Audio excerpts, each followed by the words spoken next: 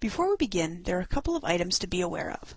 First, using a personal email account such as Gmail, AOL, or Yahoo, also referred to as a biz account since it utilizes the BlackBerry Internet Service, along with your Notify Link account is feasible, but requires an extra step to avoid issues with calendar synchronization.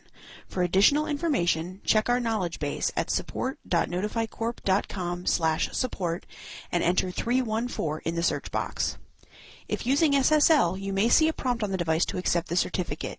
If you attempt to accept the certificate and receive an error that prevents registration from completing, reference our knowledge base at support.notifycorp.com/support and enter 1126 in the search box.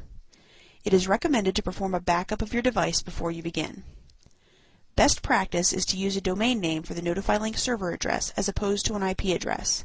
This would prevent synchronization issues should the IP address change. Before you are able to register the client on the device, your account must be added to the Notify Link server. If you are an on-premise customer, this will be done by your Notify Link administrator.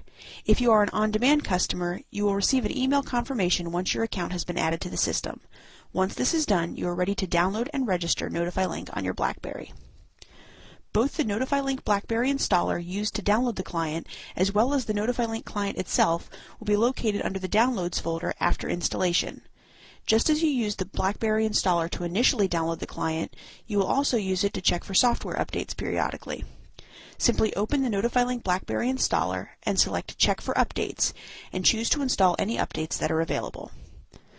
Open the Notify Link client to begin registering your BlackBerry device. The first thing that you must enter is your full email address.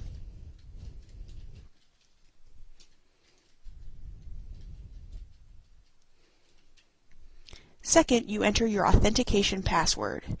If you are an on-premise customer, you can get this password from your Notify Link administrator. If you are an on-demand customer, this password was sent to you along with your setup information. This is not your mail password.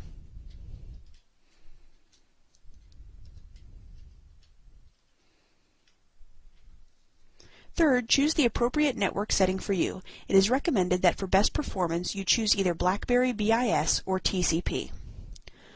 Finally, choose the PIM types that you wish to synchronize to your device.